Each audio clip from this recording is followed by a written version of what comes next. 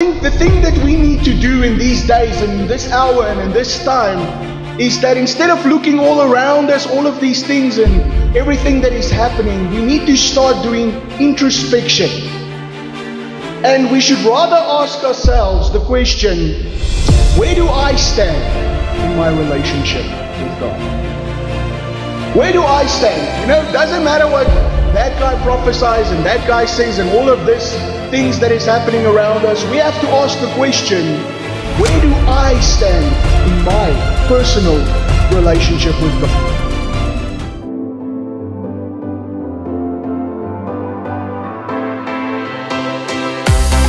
But I think the thing that we need to do in these days and in this hour and in this time is that instead of looking all around us, all of these things and everything that is happening, we need to start doing introspection. And we should rather ask ourselves the question, where do I stand in my relationship with God?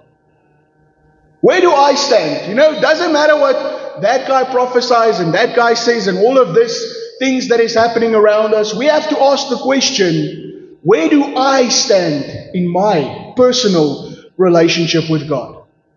You see, we so easily get lost in everything that is happening around us and everything that is happening to us, that we don't just take a moment to just stop and just look at our own personal relationship with God. And like I said, last week Pastor Steve talked so much about the influence around us and that we are influenced by many things. But I believe that God wants us to stop allowing the voices of the world, the voices of social media, the voices of culture, the voices of politicians, and the voices of everyone around us to influence us all the time. Because this week we feel like this because someone said this. This week we feel like that because someone said that. And our lives are on this up and down roller coaster because we are listening to all the influences out there. You see, first and foremost, I believe that it's time that we get back to the basics. It's time that we get back to the basics. And first and foremost, I believe that before we are anything, the most important thing that we need to remember these days is this. We are children of God. That's the most important thing we need to remember. With everything that people are saying, everything that is happening, we need to remember that we are children of God. We are born again believers, and we believe and follow the triune God. We follow God the Father, God the Son, Jesus Christ, the Holy Spirit, and He should be, regardless of all the influences out there, He should be the guiding light in our lives. We shouldn't be influenced by all those things, but we should be influenced by God's voice, by God's word, by God's Spirit. And He should be guiding us in these days that we are living in. You see, as Christians, we so often become focused and distracted by everything that is happening around us that we forget the basics of what it means to be a child of God. We forget the basics of what it means to be a child of God. And I believe now more than ever, it is more important that we tune into the voice of God rather than the voice of the world. There's a lot of noise around us. Don't you agree with me this morning? There's a lot of noise. TikTok is a lot of noise. Facebook, social media, a lot of noise. If you put on the television, there's noise. If you put on the radio, there's noise. And all this noise is constantly around us, and it's feeding us information. And we're hearing all these things, and it makes us anxious, and it makes us worried, and it makes us think what is going to happen. And we worry about all of these things, and we're filled with fear and we're anxious and worried, and we don't know what's going to happen. But I think the most important thing is to cancel all the noise and just go before the feet of God and just sit before the feet of God and just ask Him and say to Him, Lord, what are you saying to me today? What are you saying to me now? What are you saying to me in this moment? What are you saying to me in this hour? And we shouldn't be doing this, like I said, we shouldn't just be doing this once in a while. Don't just do this, say, whenever you have some time. If you're going to wait for time, you're never going to have time. So don't just do this once in a while, but do this every single day. And walk around with the posture and ask God, Lord, what do you want me to do? What do you want me to do today? What do you want me to do now? And the reason I'm saying this is because I believe that revival is coming to the church. And let me actually say this. If you look at what is happening in the world, it looks like revival is already here. Revival is already here. But the problem is that we need to prepare for revival in our own lives. Revival may be happening out there, but are you preparing your heart for revival? You see, it is like Rick Warren said it this way. It's like a surfer that goes to surf. When the surfer goes to surf, what he does is he doesn't go and make a wave so that he can surf. Surfers don't go to Valley of Waves, they go to the ocean. And then they look at the ocean and they wait for the wave.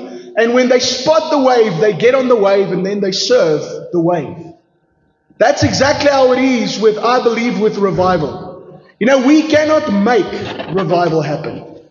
There's nothing that we can do to make revival happen. Revival is not dependent on us doing certain things, but revival is when God decides revival, that we are ready for revival. We can't make it happen. We cannot cause it to happen, but we can prepare for it. We can prepare for it. So I believe, and this is what I believe this morning, that we need to prepare for revival. And let me ask you the question this morning, are you prepared for revival? But in order to do that, to prepare for revival, I think we need to go back to the basics. We need to go back to the basics and forget about all the noise and everything that is happening around us. And so that is why this morning, the title of my sermon this morning is Back to Basics, Preparing for Revival. Back to basics, preparing for revival. And like I said, it is time to forget about all the noise around us, get in tune with God by getting back to the basics and preparing for revival. So I want you to listen to the scripture this morning, and I believe this is how we will prepare for revival. And I think it is so simple, but it's so profound in the same time. And I want us to read Romans 12 verse 1 to 2, and I'm going to read it from the Message paraphrase, and it says the following. It says, so here's what I want you to do. This is Paul speaking, and he says, here's what I want you to do. Okay, but listen to those words. God helping you. You don't do it by yourself. You always do it with God's help. Then he says this. Take your everyday, ordinary life. Okay? How many times do we seek for revival in the moments, the big moments? We think revival is going to come in the big moments. But God says here, He says, take your everyday, your ordinary life. Your sleeping, eating, going to work, and walking around life. That's your everyday life. And place it before God as an offering. Take your life and place it before God as an offering. And then he says this, embracing what God does for you as the best thing that you can do for Him. So many times we want to please God through the things that we think we should do. But what it says there, you have to embrace what He wants to do in your life. Don't wait for the wave. Don't try to make the wave happen. Jump on the wave. What does God want to do? Embrace what He wants to do in your life. And then it says this, and I think this is the key as well. Don't become so well adjusted to your culture that you fit into it without thinking. We so easily jump into all the trends, all the voices, everything everyone is saying. We become so adjusted to the culture around us that we fit into it without even thinking about it. And this is what you should do. Instead of doing that, fix your attention on God. You'll be changed, and this is where revival is going to happen. You'll be changed from where? From the inside out. Revival is going to start first of all on the inside before it will ever manifest on the outside. Readily recognize what He wants from you, and quickly, what does that say? Quickly respond to it. When God speaks to you, quickly respond. Listen, I believe the day and the age that we are in, we need to learn how to quickly respond to God. If we don't quickly respond to God, it might cost you your life. We need to learn to quickly respond to life. Unlike the culture around you, always dragging you down to its level of immaturity. Don't you agree with me? There's a lot of immaturity out there today. God brings the best out of you, develops well-formed maturity in you. So, God is telling us, take your ordinary life, place it before me as an offering. As an offering. In other words, surrender to God. When was the last time that you surrendered to God? When was the last time you said, Lord, not my will, but your will. Not what I want to do, but what you want to do. And just like it says there, instead fix your attention on God. You will be changed from the inside out, and you will recognize what He wants for you, and you will be able to quickly respond to it. So for me, that just means this. It's time to get back to the basics so that we'll be prepared for the revival that is coming. So once again, let me ask you, are you prepared for the revival that is coming? Are you preparing? So I don't know how many of you remember the movie Facing the Giants. How many of you have seen it?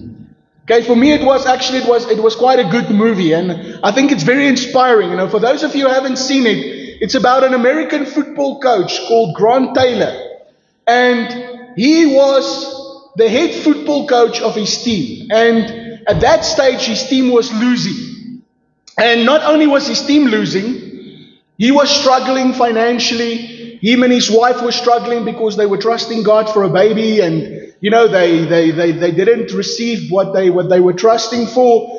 And he decided that he was going to seek God. He decided in that place in his life, that desperate place in his life, he decided that he was going to seek God. And I think that's a big key to us. And at that moment, you know, how many of you have experienced this? He starts to seek God, but then it seems all hell breaks loose. All the giants come against him. All these giants come and they start attacking his life. And everything that he's trusting God for, that he's praying for, actually seems more impossible.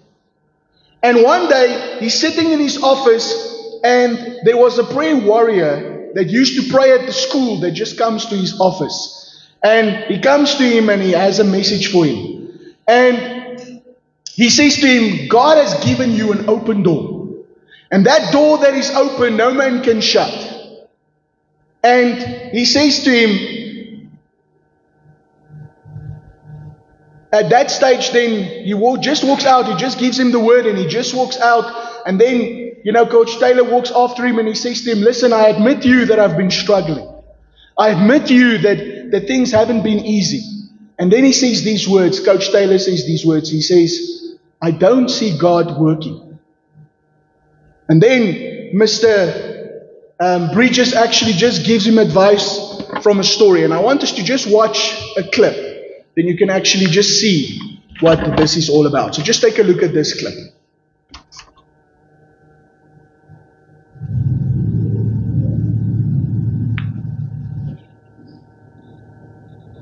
Mr. Bridges?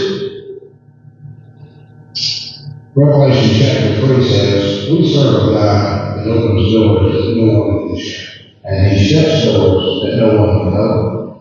He says, behold, I have placed before you an open door that no one can shut. I know you have a little strength, yet you have kept my word and have not denied my name. Coach Taylor, the Lord is not through with you yet. You still have an open door here. And until the Lord moves you, you're to bloom right where you're planted. I just felt led to come and tell you that today.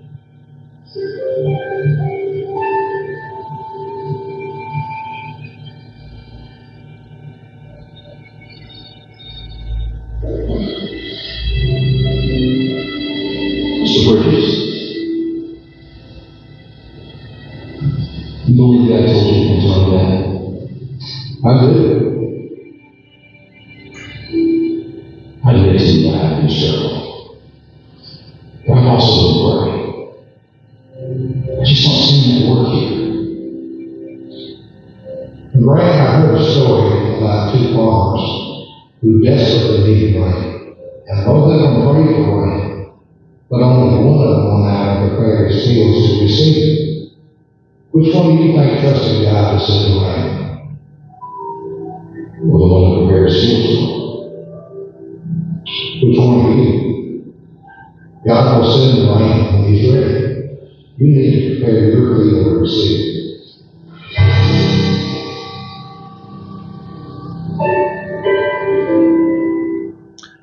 Two farmers desperately needed rain.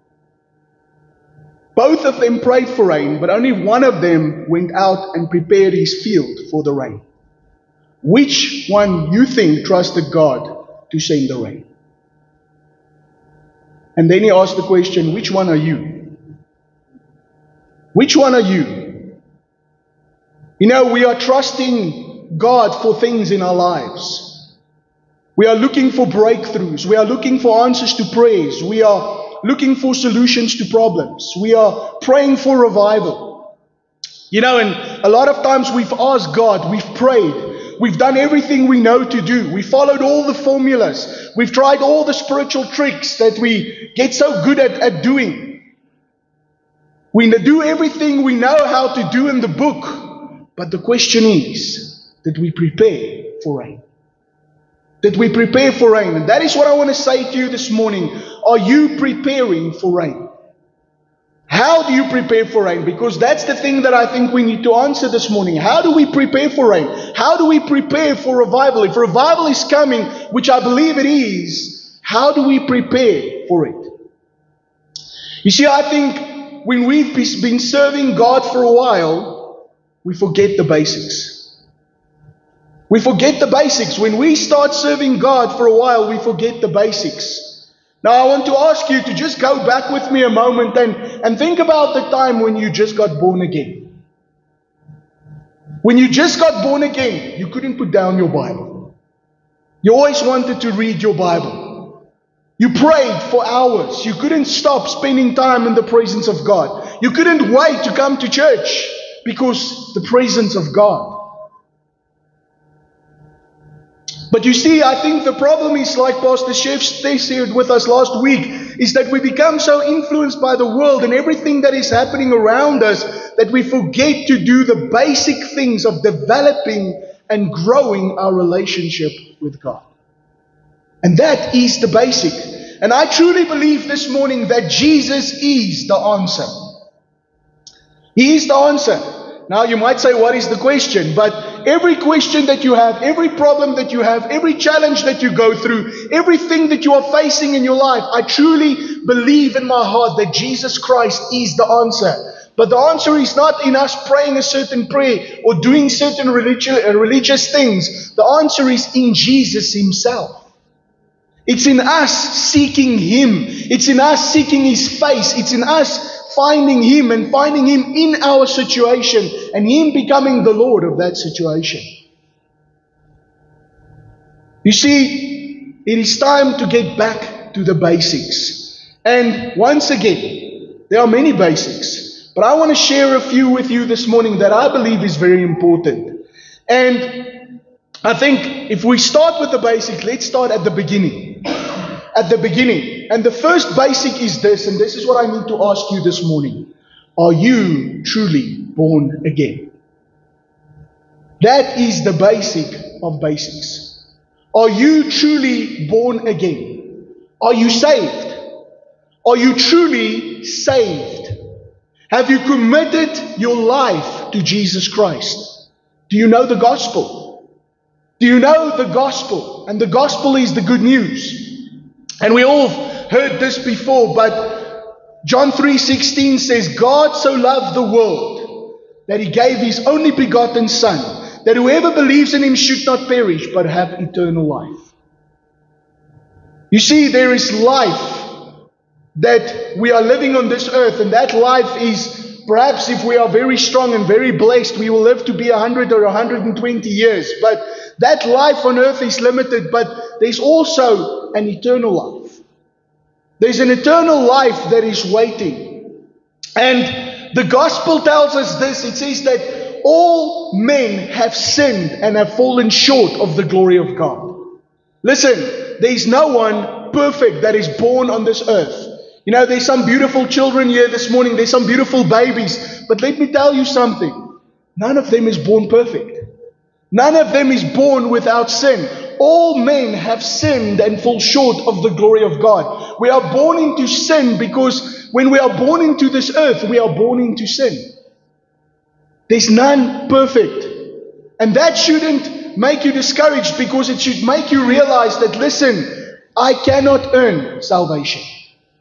I cannot be good enough for salvation. So many times we try to earn salvation. We try to be good enough to earn salvation. We think that I need to pray more. I need to go to church more. I need to read my Bible more so that I can be acceptable before God. But that's not what the Bible teaches. The Bible teaches us that all have sinned and fall short of the glory of God.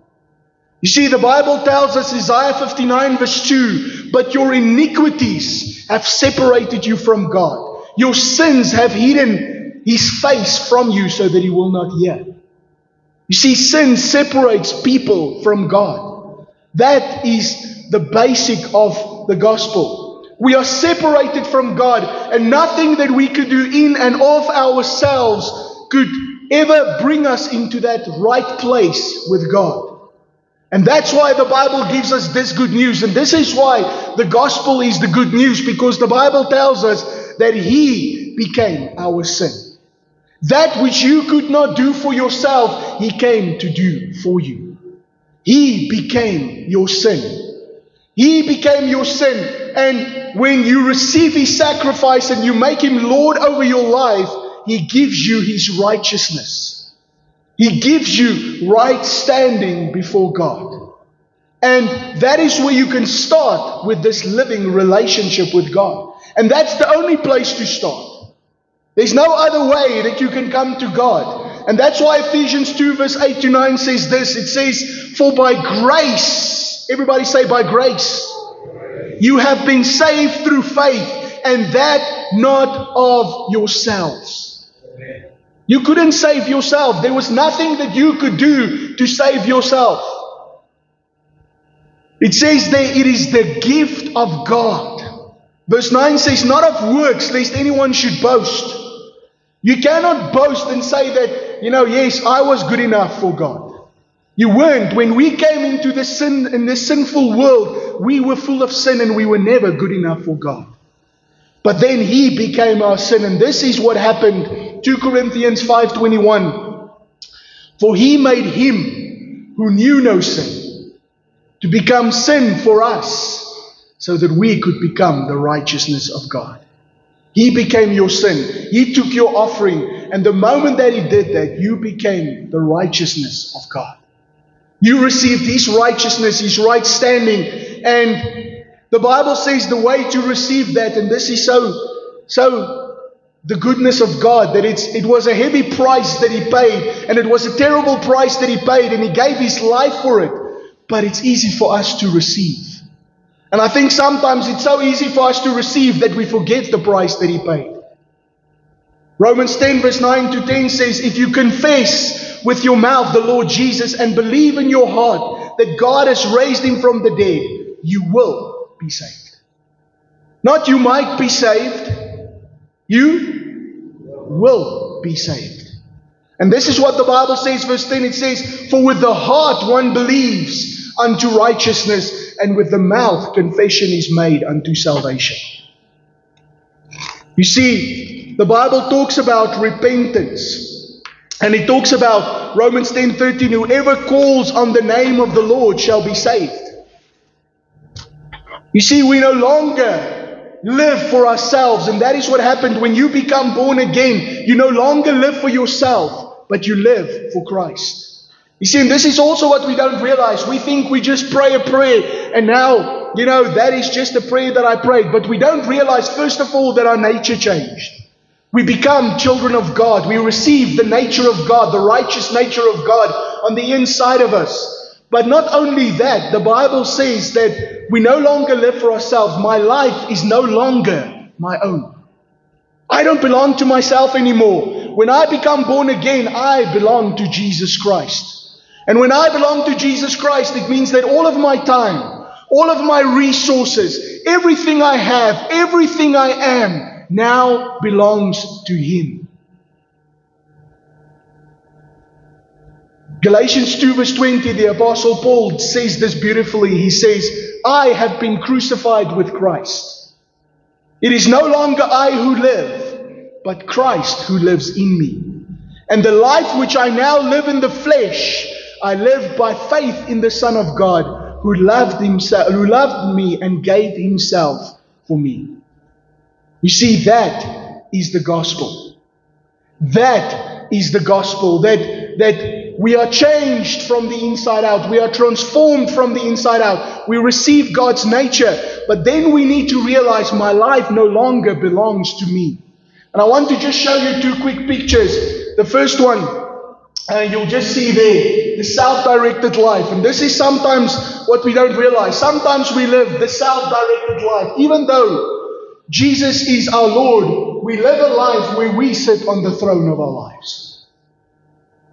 Self is on the throne. And all our interests are directed at ourselves. And it results in discord. It results in frustration. And we see that Jesus is so many times, even though people are born again, Christ is outside of their lives. He's not influencing the life. He's not sitting on the throne of our lives. But it needs to change. And that brings us to the next picture. We have to start living the Christ-directed life. Who is on the throne of your life? Is Christ on the throne of your life? Is yourself yielding to Christ? Are you yielding your life to Christ? And are you saying, Lord, live through me? Live through me. And I believe that is the foundation of revival. If we want to see revival in our lives, that is where we need to start. Stop being in control of your own life. Stop being in charge of your own life and say, Lord, not my will, but your will be done. Have you made, and this is the question that I'm asking this morning, have you made Jesus Christ Lord of your life? Have you made Him Lord of your life? When He's Lord of your life, it means that He is in charge of your life. And that, once again, is the basic of basics. Maybe you've done it before, but let me ask you this morning, are you at a place of surrender? Are you at a place where you've surrendered to God and you've said, Lord, I don't know anymore. I can't do this anymore on my own. I need you. You see, there will be no revival unless we start there. When we are born again, we have eternal life, and we need to live from that eternal life now. John 17:3 says, and this is eternal life. So many times we're waiting for the rapture, we're waiting for Jesus to come back, but this is eternal life. And this is Jesus speaking, John 17 verse 3, that they may know you, the only true God, and Jesus Christ whom you've sent. You see, eternal life is not going to be someday out there. Eternal life is already started now. And it is in knowing in Jesus Christ that that eternal life will flow through every area of your life. You see, and that is the place, that is the basics of basics, and that is the place where we can start in our relationship with God. So let me ask you this morning, do you have that relationship with God? Is He the Lord of your life? Is He in charge of your life? Is He the one that is leading you and guiding you? Because that is where revival will start.